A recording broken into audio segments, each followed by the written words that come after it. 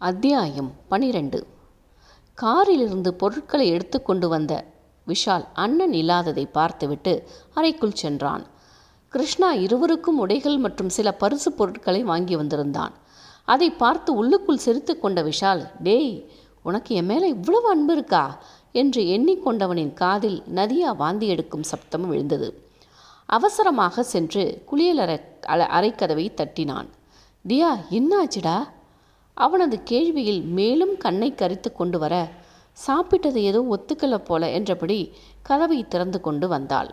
வெளியே வந்தவளின் கைகளை பற்றி கொள்ளப் போக அவள் வேகமாக நகர்ந்து கொண்டாள். அவளது செயலை கண்டு அவனது மனம் சுணங்கினாலும் நடந்து கொண்டிருக்கும் பிரச்சனையினால் இப்படி இருக்கிறாள் போலும் என்று எண்ணிக்கொண்டான். அவளோ அவன் பேசி சென்ற வார்த்தைகளையே எண்ணியே மனம் குமுறிக்கொண்டிருந்தாள். என்ன திமிர் அவனுக்கு! செய்வதையெல்லாம் செய்துவிட்டு சிறிதளவு குடும்ப பாசமோ குற்ற உணர்வோ எதுவும் இல்லாமல் இருப்பானா? தனது சிந்தனையிலேயே மூழ்கி கிடந்தவளின் தோள் மீது கை வைத்து, என்ன பண்ணுது தியா? தோள் மீது கைப்பட்டதும் தீச்சுட்டார் போன்று அவசரமாக எழுந்து நின்றவள், நெஞ்சு கரிக்குது, வேறு ஒன்றுமில்லை என்றால் அவன் முகம் பார்க்காது.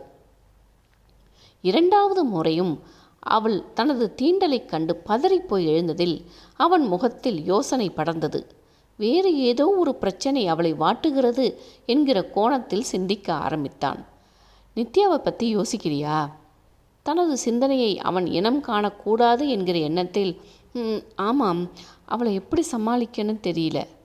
ஒருவித நிம்மதியுடன், விடுதியா, அம்மாவோட கோபம், அவளோட வருத்தம் எல்லாமே கொஞ்ச நாள் போனால் சரியாகிடும். அது வரை கஷ்டமாக தான் இருக்கும், சேர்ந்தே சமாளிப்போம். காலேஜிலையும் அவள் முகத்தை காமிச்சா எல்லோருக்கும் பதில் சொல்லணுமே. நான் அவகிட்ட பேசுகிறேன்.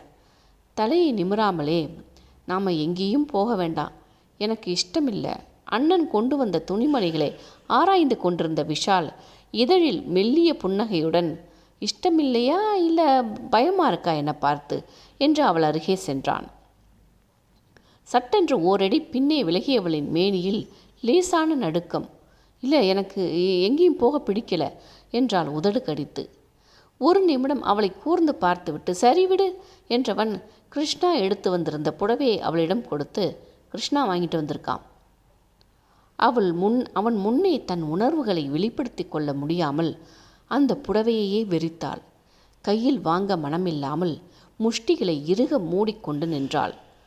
துரியோதனனாக அனைத்தையும் உருவியவன் எதற்கிந்த புடவையை வாங்கி வந்தான்?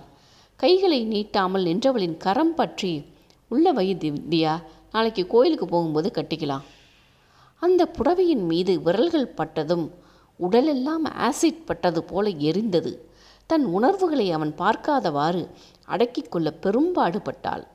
அவளிடம் கொடுத்து விட்டோம் என்கிற நினைவில் அவன் நகர்ந்துவிட அந்த புடவை அவளது காலடியில் விழுந்தது. கிருஷ்ணா வாங்கி கொடுத்தான் என்கிற நினைவே அந்த புடவையின் மீது அத்தனை வெறுப்பு வந்தது. கண்களால் எரிக்க முடிந்திருந்தால் அதையும் செய்திருப்பாள். அவன் வாங்கி கொடுத்த மற்ற பொருட்களை எல்லாம் எடுத்து கொண்டு திரும்பிய விஷாலின் பார்வை நதியாவின் காலடியில் பதிந்து மீண்டது. அதிலும் அதையே வெறித்தபடி நின்றிருந்த அவளை ஆராய்ச்சியாக பார்த்தான். தியா! அவன் அழைத்ததும் திடுக்கென்று தூக்கி போட மலங்க மலங்க விழித்து, என்ன என்ன என்ன என்றாள். கையில் இருந்த பொருட்களை எல்லாம் நாற்காலியில் வைத்துவிட்டு அவள் அருகே சென்றவன் கீழே கிடந்த புடவையை எடுத்து கொண்டான்.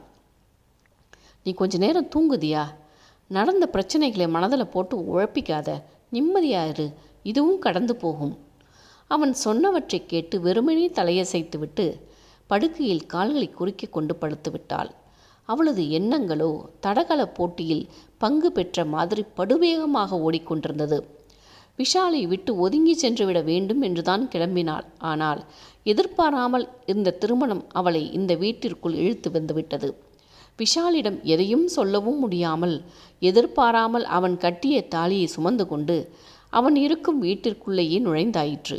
அவளது பார்வையும் செயலையும் பார்த்தால் வேட்டைக்கு தயாராகும் மிருகத்தை ஒத்திருந்தது. அதை எப்படி சமாளிக்கப் போகிறேன் என்று உள்ளுக்குள் பயப்பட ஆரம்பித்தாள். அதிலும் அவன் இப்பொழுது பேசிய பேச்சுக்கள், இது போன்றவற்றை எப்படி சமாளிக்கப் போகிறோம் என்று பயமும் எழுந்தது. கண்களை மூடி படுத்திருந்தாலும் அவள் உறங்கவில்லை என்பதை அறிந்து கொண்ட விஷாலுக்கு அவளின் நடவடிக்கை புதிதாக இருந்தது. வீட்டிற்கு தெரியாமல் திருமணம் செய்து கொண்டு வந்தது மட்டும்தான் தவறு. ஆனால் அவளின் நடவடிக்கை எதைக் கண்டோ பயப்படுகிற மாதிரி தோன்றுகிறதே என்கிற எண்ணம் எழுந்தது. ஒருவேளை அம்மாவையும் நித்யாவையும் கண்டு அஞ்சுகிறாளோ? இருக்கலாம். அம்மாவின் பேச்சும் முறைப்பும் அவளுக்கு பயத்தை கொடுத்திருக்கலாம் என்கிற முடிவிற்கு வந்தான். உடனடியாக அன்னையிடம் பேசிவிட வேண்டும் என்கிற முடிவுடன் பத்மாவின் அறைக்கு சென்றான். கதவை தட்டிவிட்டு உள்ளே நுழைய அங்கே கட்டிலின் மீது முகத்தை திருப்பி கொண்டு அமர்ந்திருந்தார். எதுக்கு வந்தான்னு கேளுங்க.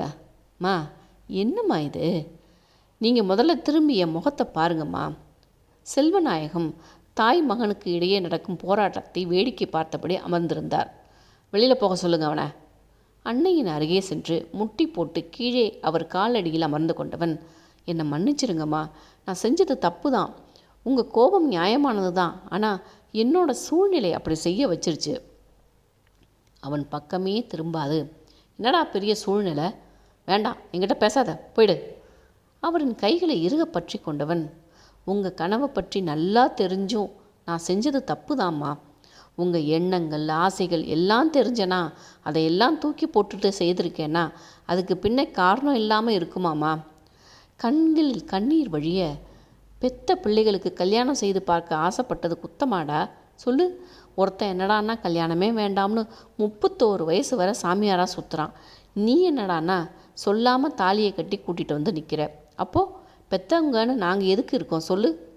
இரு கைகளையும் தூக்கி உயரை கும்பிடு போட்டவன், உங்கள் கேள்வி எல்லாம் நியாயம்தான். ஆனால் சூழ்நிலை என்னை இந்த தப்பு பண்ண வச்சிருச்சு. அதோட காதலிச்ச பெண்ணை கைவிடக்கூடாது அப்படிங்கிற எண்ணம் தான். அதுவும் உங்கள் வளர்ப்பு தாம்மா. ஒரு பெண்ணுக்கு துரோகம் செய்யக்கூடாது என்கிற எண்ணத்தில் தான் இப்படி செஞ்சிட்டேன். அவனது கைகளை பற்றி கொண்டு, விடுடா, லூசு பண்ணிகிட்ருக்க. ஒரு பிள்ளைக்காவது ஊரை கூட்டி கல்யாணம் செஞ்சு வைக்கணும்னு ஆசைப்பட்டேன். இந்த ஜென்மத்தில் அது எனக்கு இல்லைன்னு அந்த கடவுள் சொல்லிட்டாரு. கண்களில் நீர் வழிய, என்னை மன்னிச்சிட்டிங்களாம்மா? அவனது கண்ணீரை துடைத்து விட்டவர், வேற என்ன பண்ண சொல்கிற? வீட்டை விட்டு விரட்டி விடவா? உனக்கு கீழே தங்கச்சி இருக்கான்னு நினச்சிருந்தா இப்படி ஒரு காரியத்தை செஞ்சுருக்க மாட்டேன். இப்போ இவ்வளவு பேசுகிற நீ ஒரு வார்த்தை பிரச்சனை இருக்குது, என்ன செய்யலாம் அப்படின்னு கேட்டிருக்கலாம் தானே. அவரின் கேள்விகள் அவனை தலை குனிய செய்தது. மகன் மனைவியின் பாசப் போராட்டத்தை கவனித்து கொண்டிருந்த செல்வநாயகம், போதும் பத்மா, நடந்தது நடந்து போச்சு, நீ எதையும் மாற்ற முடியாது. நீ அவர்களை ஏற்றுக்கிட்டாதான் நித்யா அந்த பொண்ணுக்கிட்ட சகஜமாக பழகுவா. கணவர் சொன்னதை கேட்டுவிட்டு மகனின் தலையில் நறுக்கென்று குட்டி, காலேஜ் படிக்கிற பிள்ளைய அவசரமாக தாலியை கட்டி கூட்டிகிட்டு வந்திருக்கியே, உன்னை என்ன சொல்கிறது? நம்ம நித்யா வயசு தானே அந்த பொண்ணுக்கும். அப்படி என்னடா லவ் வேண்டி கிடக்கு? மா விடுங்கம்மா, அதுதான் லவ் கல்யாணத்தில் முடிஞ்சிருச்சே, அப்புறம் என்ன?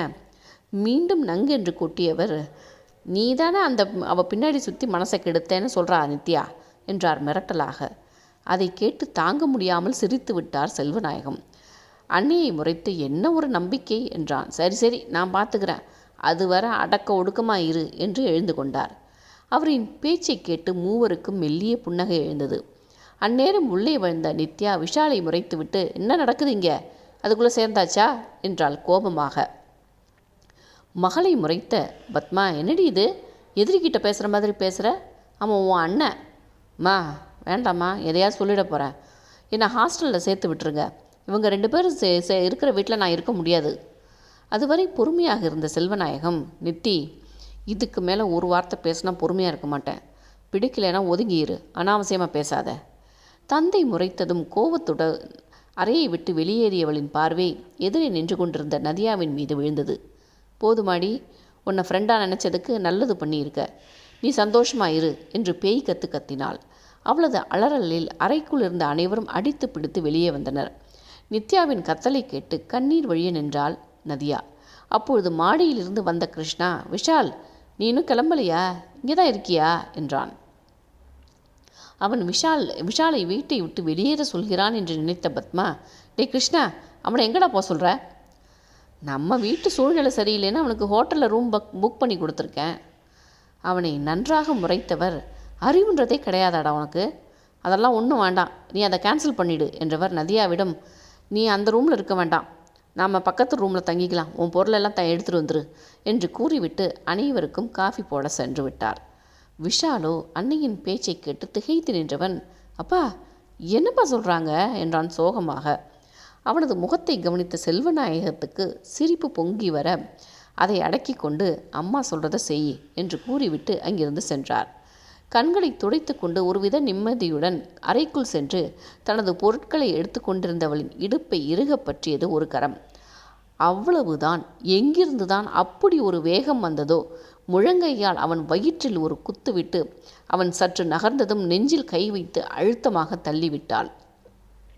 அருகே இருந்த சேர் மீது மோதி தரையில் விழுந்தான் விஷால். விஷாலுக்கு அவளின் செய்கை பெரிய அதிர்ச்சி என்றால் அவளுக்கும் கீழே கிடந்த விஷாலை கண்டு பேரதிர்ச்சி. என்ன செய்து வைத்திருக்கிறேன் என்று உடல் வெடவெட என்று நடுங்க இரு கைகளால் வாயை பொத்தி கொண்டு அழ ஆரம்பித்தாள். உடல் வலியை பொறுத்து கொண்டு எழுந்த விஷாலோ எரிச்சலுடன் ஏன் என்றான் ஒற்றை வார்த்தையில். கண்ணீருடன் சாரி சாரி என்று அதற்கு மேல் வார்த்தை வராமல் நிமிர்ந்தவளின் பார்வை கதவோரம் இரு கைகளையும் கட்டிக்கொண்டு ஒரு கால் மேல் மற்றொரு காலை சாய்த்தபடி இருவரையும் பார்த்து கொண்டு நின்ற கிருஷ்ணாவின் மீது பதிந்தது. அவனது இதழோரம் ஏளனமான சிரிப்பு மறைந்து கிடந்தது. அதை கண்டவளுக்கு உடலெல்லாம் கூசியது. அவளது பார்வை சென்ற திக்கை கவனித்த விஷால் கிருஷ்ணாவை பார்த்ததும் என்னண்ணா என்றான். என்னவோ விழுந்து உடஞ்ச மாதிரி சத்தம் கேட்டுதேன்னு வந்துட்டேன்டா, சாரி என்று திருப்பி கொண்டான். விஷாலுக்கு சங்கடமாக இருந்தது. ஒன்றுமில்லண்ணா, நாற்காலியை சரியாக வைக்காமல் விழுந்துருச்சு. சரிடா சரிடா என்று அங்கிருந்து வெளியேறினான். அவன் சென்றதும் நதியாவிடம் திரும்பியவன், சாரி தியா, உன்னோட மனநிலை புரியாமல் நான் தான் என்றான் தயங்கியபடி. அவளும் கண்ணீருடன் தெரியாமல் சாரி என்றதும், விடு, நீ பொருளை எடுத்துக்கிட்டு வா என்று அங்கிருந்து வெளியேறி மாடியிலிருந்த மற்றொரு அறைக்கு சென்று விட்டான். அவன் சென்றதும் சற்றே நிம்மதியுடன் தனது பொருட்களை எடுத்துக்கொண்டு பத்மா கூறிய அறையில் வைத்துவிட்டு அவர் கூறியபடி முகம் கழுவ தோட்டத்தில் இருந்த பாத்ரூமிற்கு சென்றாள். ஜில்லென்று இருந்த தண்ணீர் முகத்தில் அடித்து கொதித்து கொண்டிருந்த மனதையும் ஆற்றினாள். துண்டால் முகத்தை துடைத்து கொண்டு வீட்டினுள் நுழையும் நேரம் பின்வாசலை மறைத்து கொண்டு அவளை பார்த்தபடி நின்றிருந்தான் கிருஷ்ணா. அவனை அங்கு கண்டதும் உடல் விதிர்த்து போக உறைந்து போய் நின்றாள். அவனோ இலக்காரமாக கையை கட்டி கொண்டு அவள் முன் வந்து நின்று, என்ன வேகமாக தள்ளினா அவனை? அந்த நாளை மறக்க முடியாமல் தானே அவனை நெருங்க விட மாட்டேன்ற என்று கொடும் விஷத்தை அவள் மீது தெளித்தான். அந்த வீட்டிற்குள் நுழைந்த அந்த நிமிடத்திலிருந்து அவனுடைய அருவருப்பான செயல்களைக் கண்டு உள்ளுக்குள் உடைந்து போயிருந்தாலும் அவனுடைய இந்த கேள்வி அவனை திருப்பி அடிக்க சொல்லியது. தெருவில் போகிற வெறி நாய் ஒன்று கடிச்சிருச்சுனுங்கிறத மறக்க முடியாமல் தான் இருக்கேன். அந்த நாய் இந்த வீட்டை சுற்றி சுற்றி வரதை பார்த்து அதுதான் மேலே பாஞ்சிருச்சோன்னு தள்ளிவிட்ட என்று கூறியவள் அருகே இருந்த குச்சியால் அவனை தள்ளிவிட்டு உள்ளே சென்று விட்டாள். அவளது பேச்சும் அவளது செயலும் அவனை மேலும் வெறி கொள்ள செய்தது. வேகமாக அவளின் பின்னே சென்றவன் அவள் சமையல் அறைக்குள் நுழையவும் சற்று நிதானித்தான். சுற்றிலும் நோட்டம் விட்டுவிட்டு அங்கு யாருமில்லை என்று உறுதிப்படுத்தி கொண்டவன் வேகமாக உள்ளே நுழைந்தான். அங்கு அவள் மாமியார் வைத்திருந்த காப்பியை எடுத்து கொண்டு திரும்ப கிருஷ்ணாவை பார்த்ததும் விழிகள் திரைத்து விழ, இங்கே என்ன பண்ணுற என்றாள் பயத்துடன் சத்தமின்றி. கைகளை உயரே தூக்கி சோம்பல் முறித்து, வெறி நான் என்ன பண்ணும்னு காட்டத்தாண்டி வந்தேன் என்றான் கண்கள் பளபளக்க. போயிடு, யாரும் பார்த்தா தப்பாக போயிடும், ப்ளீஸ் போயிடு. மேலும் அருகே நெருங்கி செல்ல, போகட்டுமே, எல்லோருக்கும் தெரியட்டுமே நீ என்னோட படுக்கையை ஷேர் பண்ணவன்னு. வேண்டாம், போயிடு, உன்னோட முகத்திரையும் கிழியும். தோள்களை அசால்ட்டாக குலுக்கி கொண்டவன், கிழியட்டும், எனக்கு ஒரு பாதிப்பும் இல்லை. உன்னை தான் இந்த வீட்டை விட்டு அடித்து துரத்துவாங்க, பரவாயில்லையா? என்னை ஏன் படுத்துற? எதுக்கடி அவனை கட்டிக்கிட்ட? வெறி நாயானா?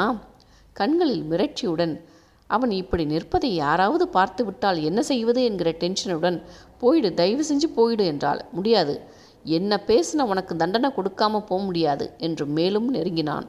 அவன் நெருங்க நெருங்க பயம் ஒரு புறம் அருவருப்பு ஒரு புறமும் சேர சட்டென்று சூடாக வைத்திருந்த காப்பியை எடுத்து அவன் முகத்தில் ஊற்றிவிட்டாள்.